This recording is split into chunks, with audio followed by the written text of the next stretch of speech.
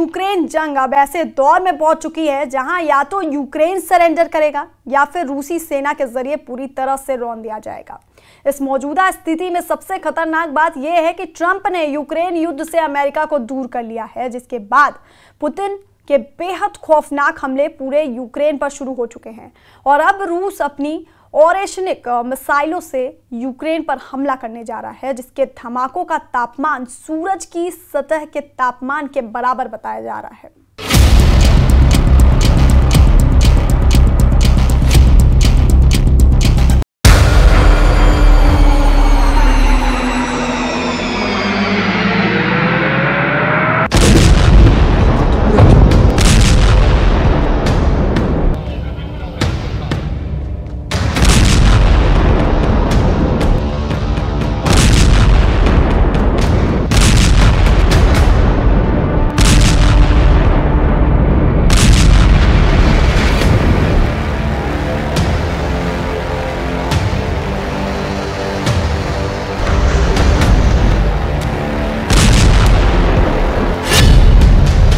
परमाणु हमले की तैयारी, सूरज की आग में जला यूक्रेन।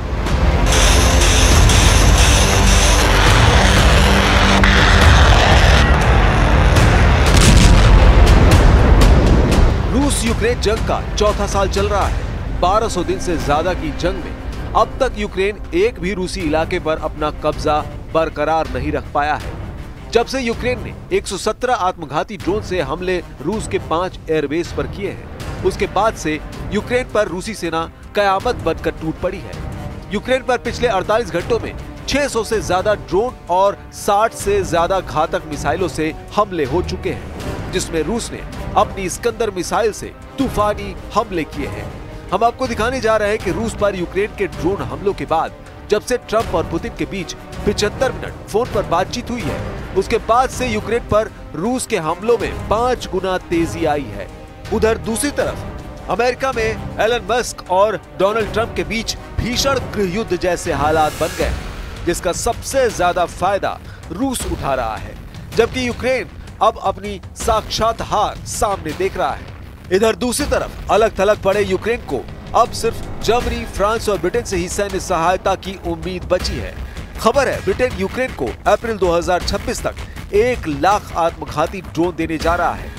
लेकिन सवाल उठता है कि क्या तब तक यूक्रेनी सेना रूस के सामने टिक पाएगी, क्योंकि रूस ने परमाणु हमले जैसे हमला करने वाली और सैनिक मिसाइलों को जंग में उतार दिया है, जिसके धमाके से सूरज की सतह के बराबर गर्मी निकलती है, जो साक्षात यूक्रेन के लिए परमाणु प्रलय है।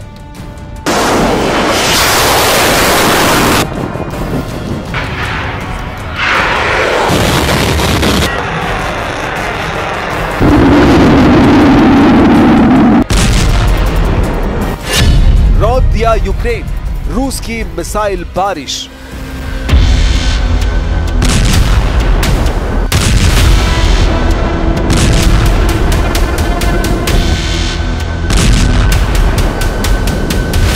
रूस के साइबेरिया इलाके में मौजूद 5 सैन्य एयरबेस पर जिस तरह से यूक्रेन ने रूस के 41 लड़ाकू विमानों को धमाकों से उड़ाया, उसके बाद से यूक्रेन के बेहद बुरे दिन शुरू हो चुके हैं। महज 48 घंटे के अंदर ही यूक्रेन की तबाही और बर्बादी की ऐसी तस्वीर सामने आ चुकी है, जिन्हें देखकर नेटो, यूरोप और अमेरिका तक दहल गए हैं। रूस डंके की चोट पर कह रहा है कि रूस पर जिस तरह का ड्रोन हमला यूक्रेन ने किया है, उसके पीछे खास तौर से ब्रिटेन है, जिसने इन हमलों को अंजाम दिलाया। अब आप ये जान लीजिए कि यूक्रेन पर रूस ने पिछले 48 घंटों में किन किन इलाकों पर तूफानी मिसाइल हमले किए हैं। रूसी सेना ने यूक्रेन के खार्किव, खेरसोन, लुहांस्क, ज़पोरिज़िया को तबाह करना शुरू कर दिया है। रूस के भीषण हमलों से जुड़े जरा इन आंकड़ों को देखिए, कैसे पुतिन का रूस पूरे यूक्रेन के चिथड़े उड़ाने में जुट गया है। रूस और यूक्रेन के बीच जारी युद्ध अब बेहद खतरनाक मोड़ पर पहुंच गई है। 6 जून 2025 को रूस ने कीव समेत यूक्रेन के कई इलाकों पर मिसाइलों और ड्रोन से भारी हमला किया। ये हमले केवल सैन्य प्रतिक्रिया नहीं, बल्कि रूस के लिए अस्तित्व की लड़ाई बन चुका है। सिर्फ 3 घंटे में रूस ने यूक्रेन पर 407 ड्रोन और 45 मिसाइलें दाग दी, जिसमें यूक्रेन की राजधानी कीव में 3 लोगों की जान चली गई और दर्जनों घायल हो गए। वहीं यूक्रेन के खार्किव पर 7 जून को रूस ने अब तक का सबसे बड़ा हमला किया है। खार्किव के मेयर इहोर तेरेखोव ने रूस के तूफानी हमलों पर दावा किया है कि इस वक्त पूरा खार्किव अब तक के सबसे शक्तिशाली रूसी हमलों को झेल रहा है। खार्किव के मेयर इहोर तेरेखोव के मुताबिक रात भर रूस ने खार्किव पर रूसी मिसाइलों, ड्रोन और गाइडेड हवाई बमों से हमले किए हैं, जिसमें खार्किव की बहुमंजिला और निजी आवासीय इमारतें तबाह हुई हैं। अब तक मौतों का आंकड़ा सामने नहीं आया है। राष्ट्रपति जेलेंस्की भी अब रूस को रोकने के लिए पूरी दुनिया से मदद मांग रहे हैं। За одну цю ніч було більше 400 ударних дронів, більше 40 ракет, в тому числі балістичних ракет. Цим ударом росіяни пошкодили в Києві житлові будинки, звичайно, а вже ж звичайно міську інфраструктуру. В Луцьку, на Волині вони зруйнували, зокрема, звичайний готель, в якому були українські спортсмени. Будь ласка, прошу, підтримуйте всі зусилля заради цілком справедливого тиску. रूस की ओरेशनिक हमले को तैयार, सूरज की आग में जलेगा यूक्रेन। रूसी रक्षा मंत्रालय के मुताबिक 7 जून को रूसी सेना ने यूक्रेन में सैन्य ठिकानों पर रात भर लंबी दूरी की मिसाइलों और ड्रोन से हमले किए हैं। रॉयटर्स की रिपोर्ट के मुताबिक रूसी सेना ने काला सागर में 4 यूक्रेनी मानव रहित नौकाओं को तबाह कर डाला है। पिछले 24 घंटे में रूस ने कुछ ऐसी मिसाइलों से हमले का प्लान बनाया है जिससे यूक्रेन के साथ साथ यूरोपियन यूनियन और नेटो भी खौफ में आ गए हैं। खबर है कि रूस ने यूक्रेन पर आखिरी हमले के लिए अपनी हाइपरसोनिक मध्यम दूरी की बैलिस्टिक मिसाइल ओरेशनिक को जंग में उतार दिया है। इंटरनेशनल मीडिया के दावों के मुताबिक कजाकिस्तान रक्षा मंत्रालय ने दावा किया है कि उसके इलाके में रूस की तरफ से दागी गई एक मिसाइल के अवशेष मिले हैं जो ओरेशनिक मिसाइल के हो सकते हैं। खबरों में दावा किया गया है कि रूस ने यूक्रेन के चुनिंदा इलाकों पर ओरेशनिक हाइपरसोनिक मध्यम दूरी की बैलिस्टिक मिसाइल से हमला शुरू करने की तैयारियां शुरू कर दी है, जिसके तहत रूस ने ओरेशनिक मिसाइल का परीक्षण शुरू कर दिया है। इस खबर से यूक्रेन की हालत खराब हो गई है, क्योंकि ओरेशनिक को रूस ने सबसे पहली बार यूक्रेन के निप्रो शहर पर नवंबर 2024 में दागा था, जिसने बिजली की रफ्तार से हमले किए थे। उस वक्त रूस ने बिना वॉरहेड के ओरेशनिक मिसाइल को यूक्रेन के निप्रो शहर पर दागा था। निप्रो शहर यूक्रेन का केंद्रीय शहर माना जाता है, जहां सैन्य छावनियों की संख्या काफी ज्यादा है। Все, что происходит в рамках специальной военной операции, все, что делается нашими военными ежедневно, это и есть ответ на действия киевского режима, который сейчас уже приобрел все характеристики террористического режима.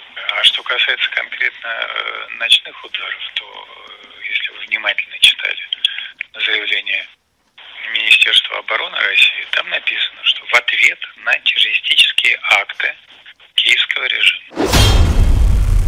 ओरेशनिक मिसाइल में सूरज की आग, यूक्रेन का भस्म होना तय। अब आप ये भी जान लीजिए ओरेशनिक मिसाइल कितनी घातक है।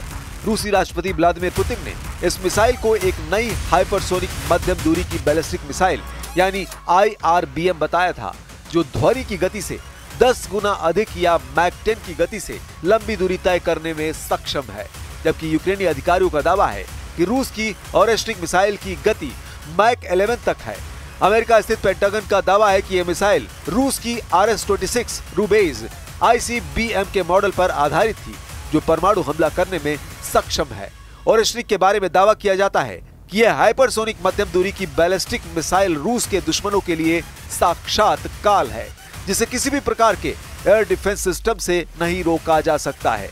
इसकी गति ही इसकी सबसे बड़ी विशेषता है।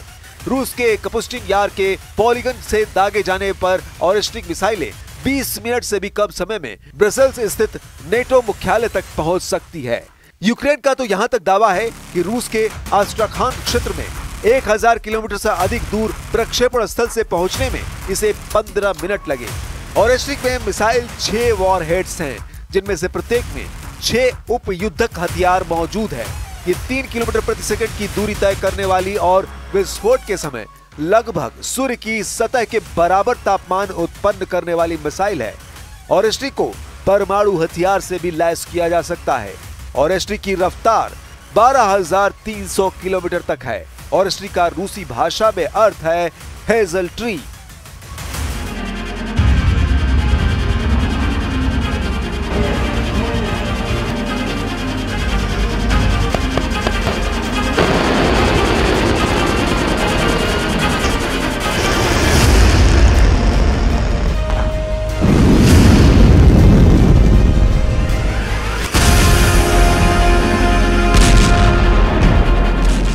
यानी इस वक्त यूक्रेन पर जो हमले हो रहे हैं वो सिर्फ रूस का ट्रेलर है।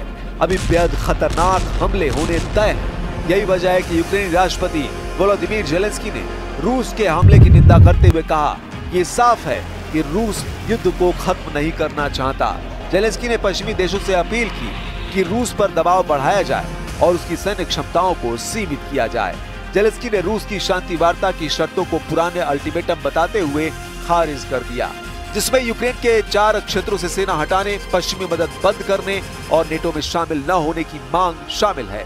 इधर दूसरी तरफ हैरानी की बात तो ये है कि अमेरिका के राष्ट्रपति डोनाल्ड ट्रंप ने यूक्रेन और रूस से 2 टूक कह दिया है कि अब अमेरिका रूस यूक्रेन जंग में किसी तरह से सीज फायर में दिलचस्पी नहीं रख रहा है। ट्रंप ने साफ कहा कि अब यूक्रेन और रूस को भीषण जंग करने दो। ट्रंप से जब से जेलेंस्की को धोखा मिला है उसके बाद से रूस ने अपने हमलों में नाटकीय बदलाव किए हैं। अब हमलों की जद में यूक्रेन के रिहायशी इलाके आ चुके हैं। खास तौर से खार्किव, खेरसोन, लुहांस्क, ज़पोरिजिया को रूस ने बुरी तरह से तबाह करना शुरू कर दिया है। Щось вони то балакають, вони там якісь переговори, але ж мирне населення кожний день гине. Дуже багато в різних наших куточках України, дуже багато гине українців, дуже мирного населення. Наші діти, наші внуки маленькі, які ще не встигли нічого побачити в цьому світі. Я не знаю, як це все горе пережити. Рідні їхні рідні, які залишилися, чоловіку Саші, який залишився, який в одну мить потеряв сім'ю. Це велике горе. Ми не думали, що так